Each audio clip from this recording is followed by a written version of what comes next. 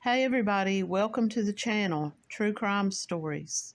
If you're new to the channel, please hit that like button and subscribe so you can hear more. Thanks for stopping by.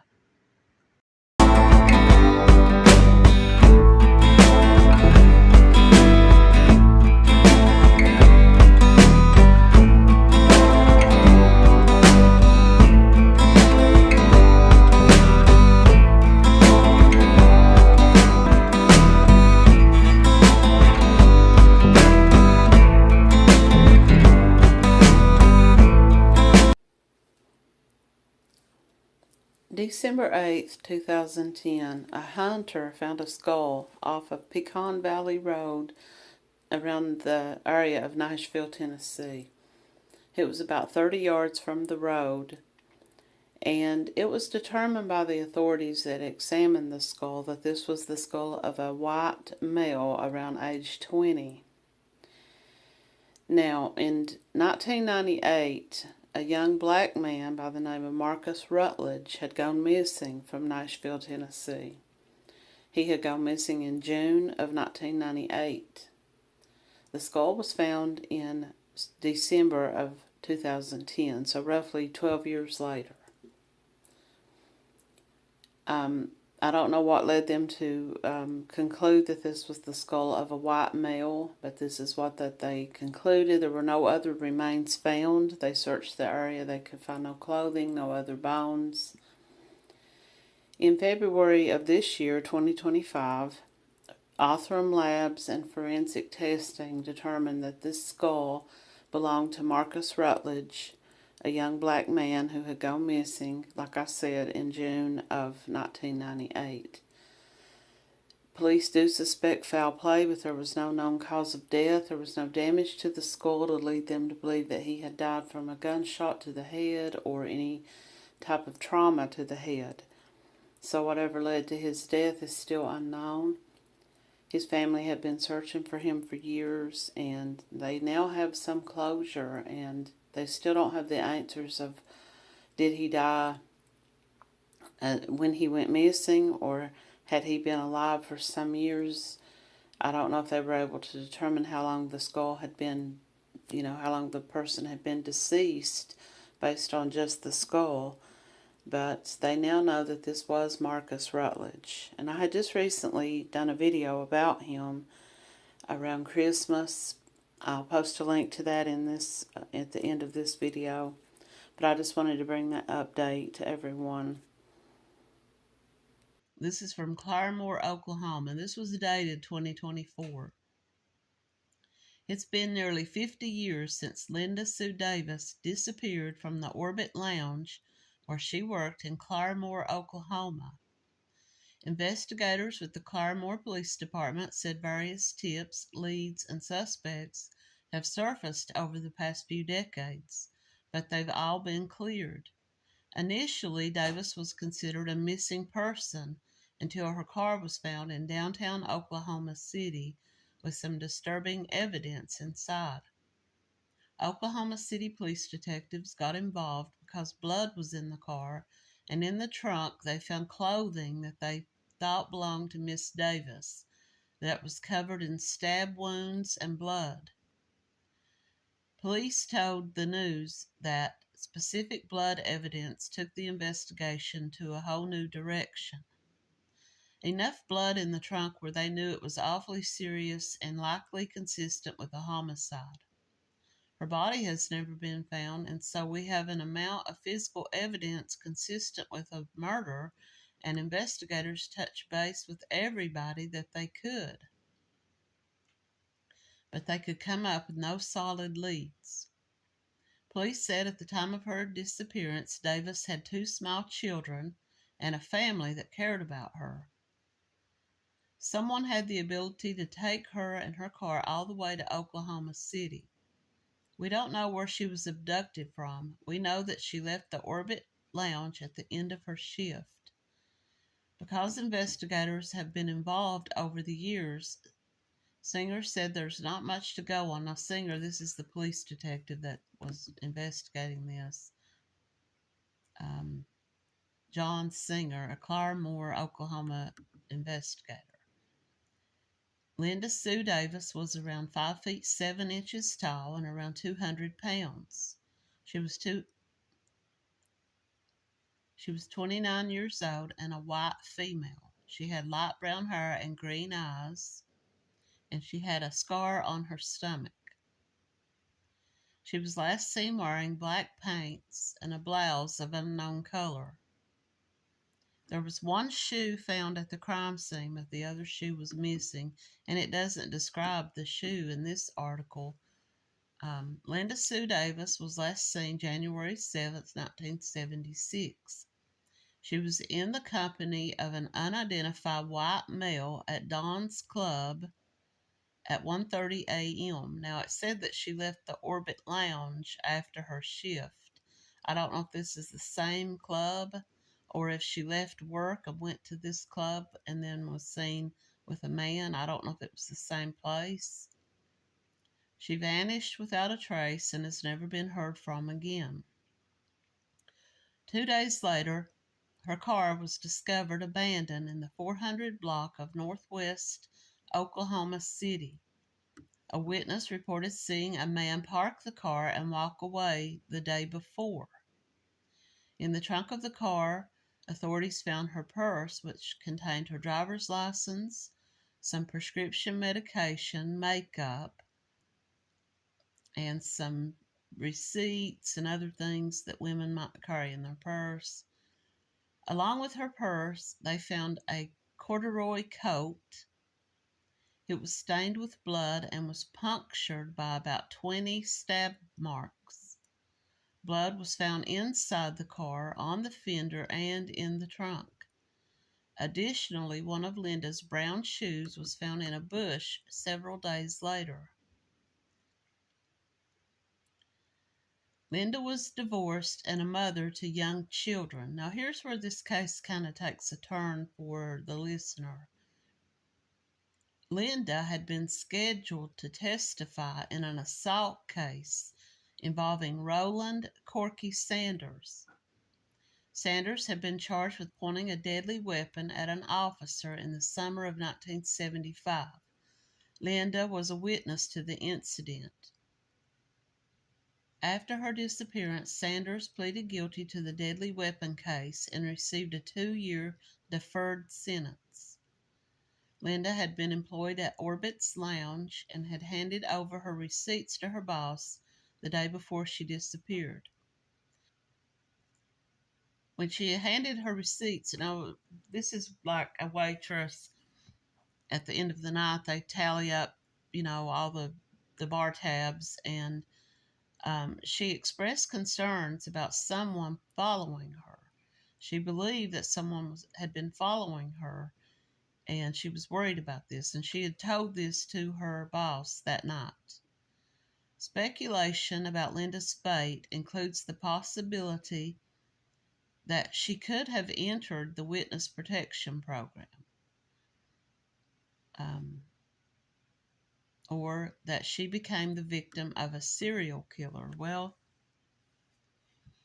I would say that it could be possible that this man, this Sanders, was the one that approached her about her being a witness to what happened between him and this police officer. He had probably threatened her, maybe, or someone else maybe had threatened her about testifying, and maybe that had something to do with her disappearance. It sounds almost like too good to be true of a coincidence. So this is the angle that I would have investigated a little bit more if I had been in the police department there. I would have looked into this man. Where was he at that night? Did he have an alibi? Check him over for blood on his clothing, his car, his shoes. Linda was described as a white female with light brown hair and green eyes. She had a hysterectomy scar on her stomach, and at the time of her disappearance, her foot was fractured. And so she had a broken foot. So this would be something that they might look at if they find remains of a woman in the area. There is very limited evidence available, and no one has ever been charged. If you have any information about the disappearance of Linda Sue Davis, please contact the Claremore Police Department at 918-825-3820. You can remain anonymous. Now, one thing I would ask is just like in the last story that I did on Angela Hamby, did Linda have a boyfriend? They said she was seen in the company of a white male. Did she have a boyfriend? Was she dating someone? What was this relationship between her and the father of her children? I'm assuming they said she was a divorced mother. How long had she been divorced? And those are just some questions. Now, there are people who say that they believe she may have gone into witness protection. I would question that because this man admitted his guilt, was sentenced to 2 years deferred. Would her testimony have made a difference? Would her testimony have given him more jail time? So that's one question. If he was involved in her death, these stabbings of her coat, her clothing, her blood in the trunk of the car and all over the car, why did he then turn around and go into court and say, accept his guilt? It seems like that if he didn't have a witness there to testify against him, he would have pleaded not guilty. So that was just a question that I would have asked also. Now, in today's world, in 1976, things were a lot different. But did they keep this coat? Did they keep this blood evidence? Were they able to check for any kind of DNA of an unknown person?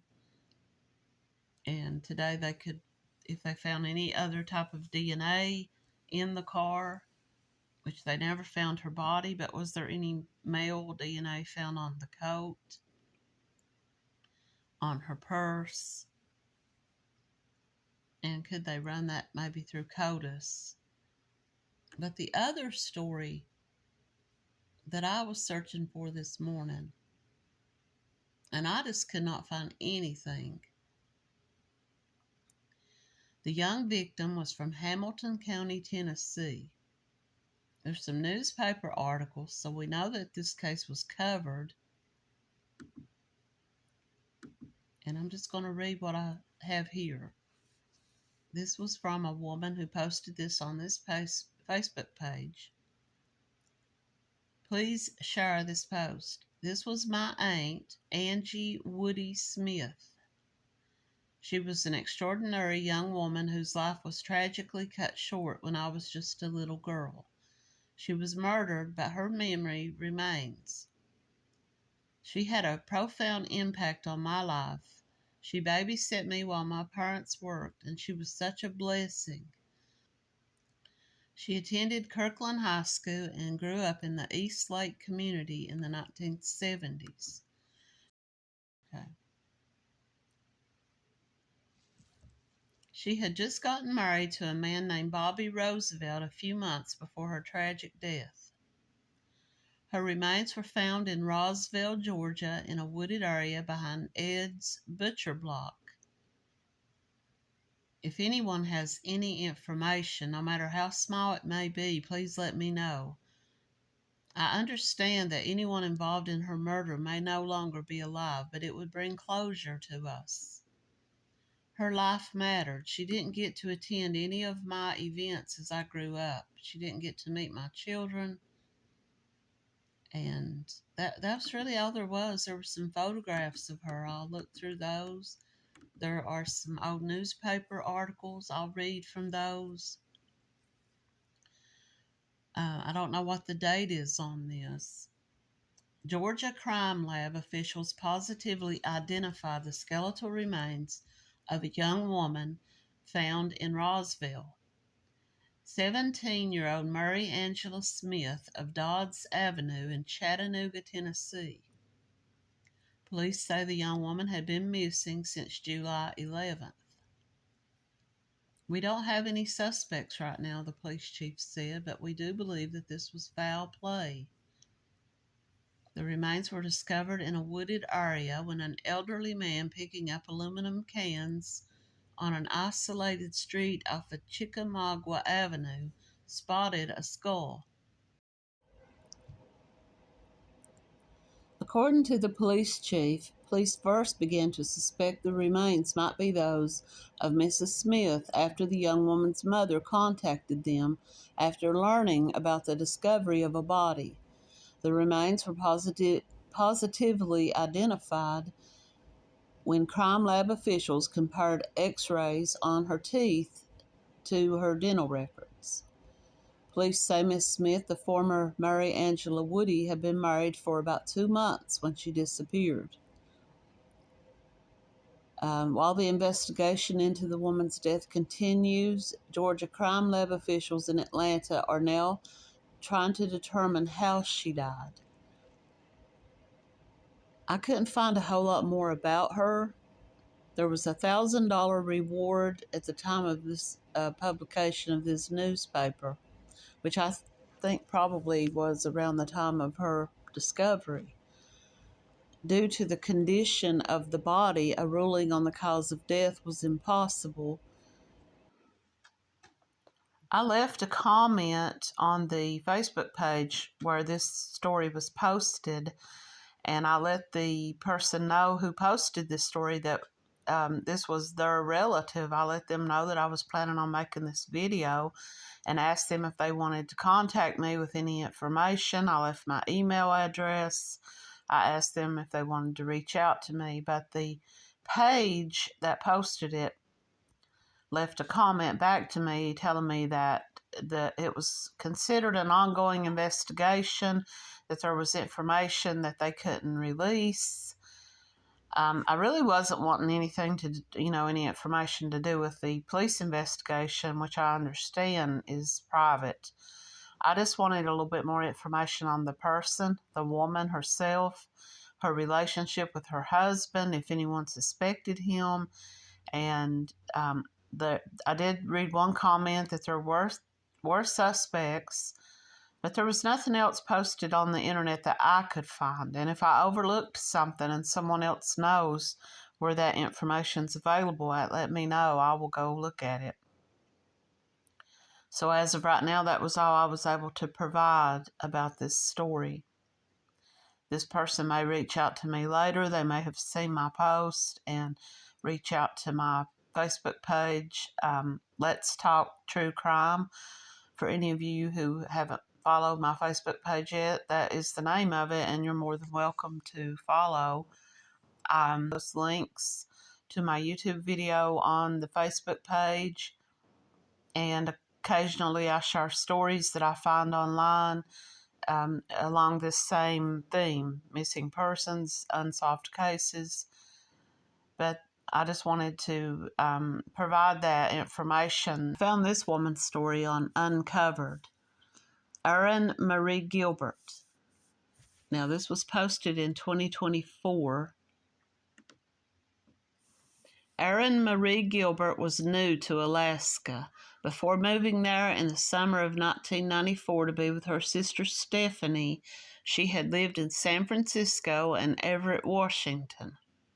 Her new home in Anchorage was best known for its trails, wildlife, and glaciers, but is also billed as the state's cultural soul. The city boasts that it has more artists and musicians than anywhere else in the state. Ironically, it is a local event featuring Alaskan artists and entertainers from all over the state where her life would take a mysterious turn. Erin had big dreams. She was an aspiring writer and planned to go to cosmetology school. In the meantime, she worked as a nanny. Erin was almost 6 foot tall, and her height came in handy while playing basketball. Those who knew her described her as a kind and confident person. She enjoyed reading and running.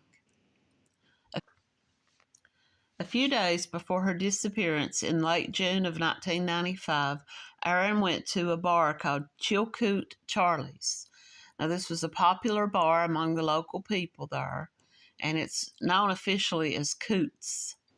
Travel Advisor describes this as a mega bar nightclub with a distinct Alaskan nightlife. It is here that she meets Dave Combs. The two quickly hit it off and planned a first date for July the 1st. The pair would go together to Girdwood Forest Fair, an annual event in the resort town of Girdwood, Alaska, about 36 miles away from Anchorage. The day of her disappearance, Combs arrived to pick her up at around 4 p.m. Stephanie recalls her 4-year-old telling Erin she should take her cell phone, but she didn't. The two proceeded south to Girdwood. Around 6 p.m., they decided to leave the festival, and however, when they went to get into the car, the vehicle would not start because Combs says that he had left the lights on. So I guess the battery was dead. Combs claims that he told Erin he would walk to a nearby house for help. After wandering around for several hours, he says he returned to the car, but she was not there. He assumed that she had gotten a ride with someone, and he was then able to start the car. Combs claims he drove around searching for Erin until 1 o'clock in the morning. He returned to the fire but was unable to find her. At 7 a.m. the next morning, he called Stephanie and asked if Erin had made it home. Stephanie recalls that Combs appeared nonchalant. She told him that she had not made it home, and she and her family then drove to where the festival was being held and searched. They had her name announced on the stage at the fair and had people asking around the fair if anyone had seen her. They then left the festival and searched around in the nearby woods. When she did not turn up, they called the police and reported her missing.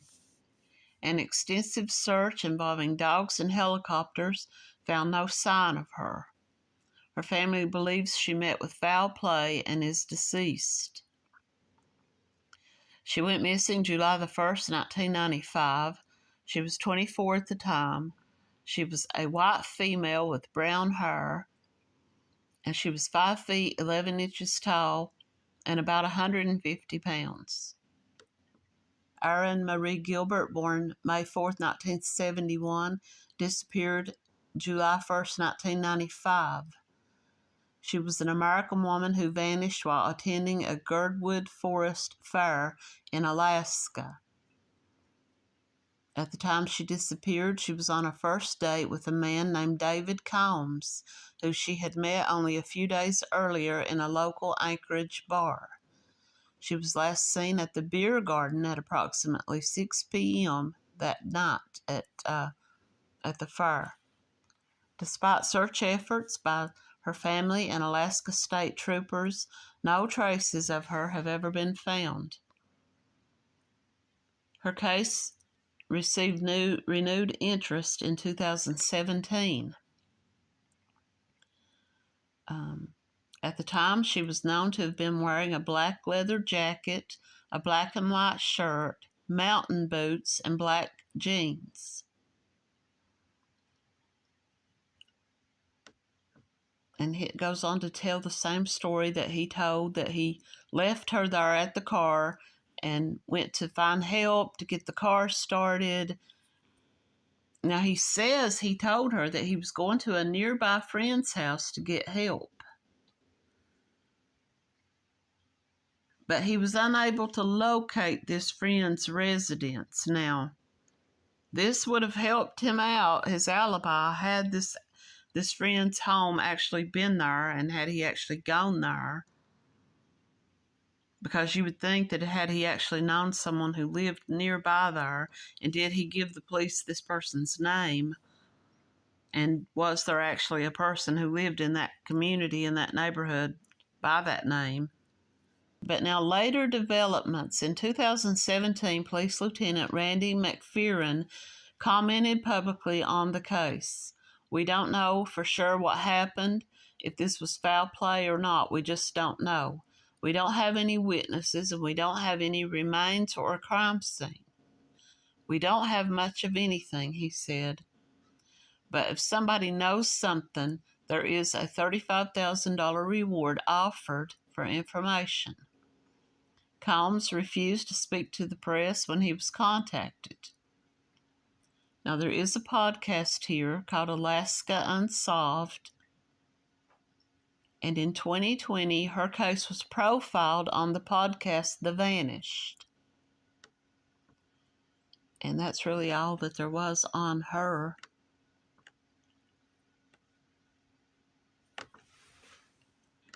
And I just wanted to bring these cases because, I couldn't find a whole lot of details on either of them. Thanks for watching.